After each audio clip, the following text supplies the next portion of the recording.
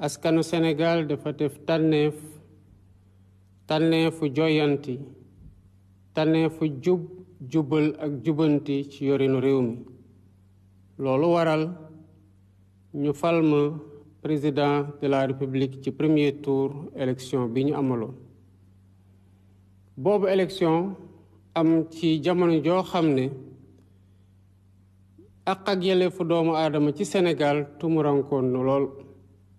waaye askan wi am taxawaay goo xam ne daanaka dafa foqarti élection boobu ñu organiser ba wax loo xamante ne mooy sañ-sañam ak bëgg-bëggam ci niñ koy jiite kóolute googu ba tey moo waral lépp lu may def di ko jël ci ay décision de gouvernance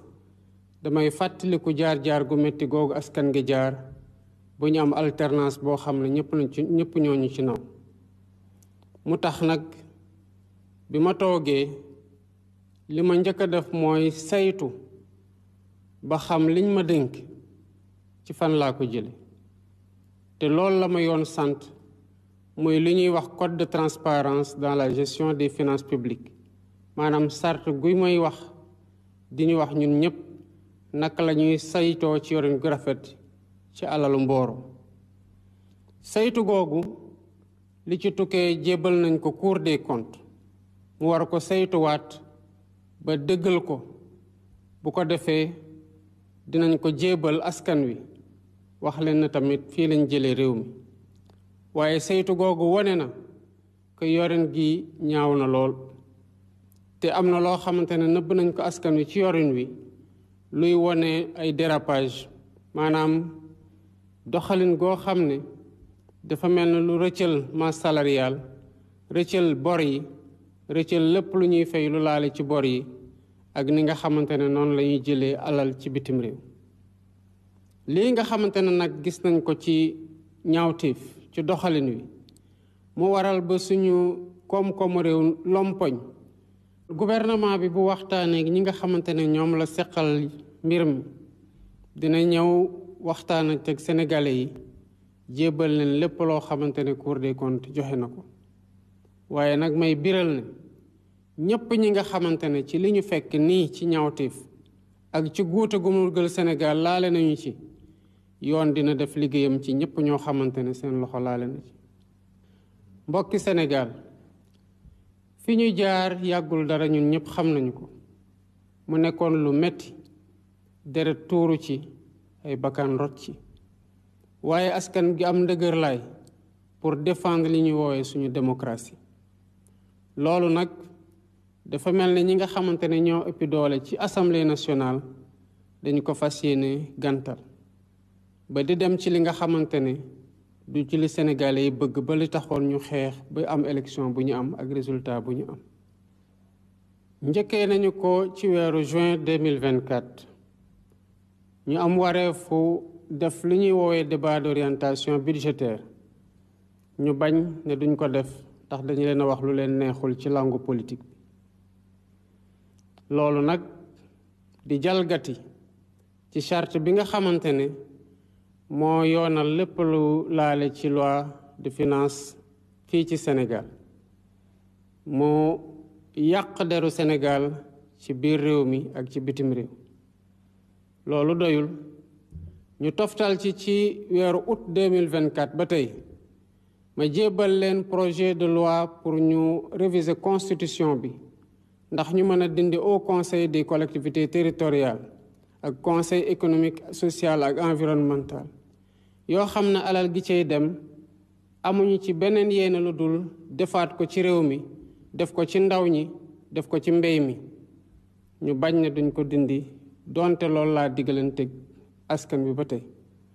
dem nañu sax ba foqar ci sañ-sañu président de la république bi ma doon di fixer datu déclaration de politique générale salfaañe article 84 suñu constitution ak article 97 loi buy porter règlement intérieur u assemblée nationale waxatuma sax ne ñu naan dañuy daanal gouvernement bi nga xamante ne moom lañ fi teg mbokki Sénégal gannaaw bi ma gisee ne ñii fu ñu taxaw nekkatul ci yoon ak ci yoonal ci laa leen delloowaat ci yoon dal di wax ni kon bu déclaration de politique générale naree am ci bés bii lay doon mosul doon nag naxante sama diggante ak askanu Sénégal waaye doon fàttali ñi nga xamante ne seen taxawaay day salfaañi yoon ne tànk maa ngi ci bopp réew mi doxalinu politique du tegu mukk ci kaw doxalinu yoon kon wareef la woon ci man ci li ma déglanteeg yéen ma bañ a bàyyi ñi nga xamante ne salfaañi yoon rek moo leen tax a jóg ñu mel ni ñu am dëgg ci biir réew mi ma gisee na nag que ñii li ma ci namoon mooy bokk ak ñoom ci waxtaan ñu mën a avancer mënuma am benn yaakaar ak ñoom ndax lii intérêt Sénégal soxalu leen majorité parlementaire bii fi nekk dara taxatu ko jóg fu mu nekk nii lu dul xaxarante ak gantal lépp loo xamante ne bëgg nañ ko doxal ci li ñu diglante suñu diggante ak Sénégal loolu moo tax ma delloowaat ci li ma constitution may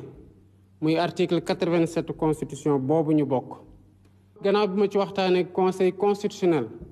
laaj ko ban mooy date bi nga xamante ne su ma ci dissoudre assemblée nationale dinaa tegu ci yoon waxtaan ci premier ministre waxtaan ci président assemblée nationale ci ndax loolu lu ñu rafetlu la am déet ci jamono bu ñu toll ci laa jël décision ne assemblée nationale bi tas naa ko bés ni ki tey dinañ dem nag bu soobee yàlla ci élection yu bees yoo xam ne mu ngi nar a amee ci dimanche fukki fan ak juróom-ñaar ci weeru novembre ci at bii ñu nekk li waral ma tas assemblée nationale du lenn lu dul bëgg ñu delloowaat ci askan wi pour man mii ci sama bopp ma laaj leen ñu jox ma jumtuwaay yu tax ma mën a doxal li nga xamante ne loolu lañ ma wóolu kon tey gii askan wi moo moomaat boppam moomaat baatam te am sañ-sañu xam na kan lay jox majorité assemblée nationale pour mu doxal article 3 bu constitution bi dafa wax ne sañ-sañ bi askan wi ko moom kon sañ-sañ googu delloowaat nañ ko ci askan wi ku ci na nag am sañ-sañ tamit dem ci askan wi laaj leen taataan seen baat ku mu ci wóolu jox la di nga ko teewal assemblée nationale ku mu ci wóoluwul jox la doo ko teewal assemblée nationale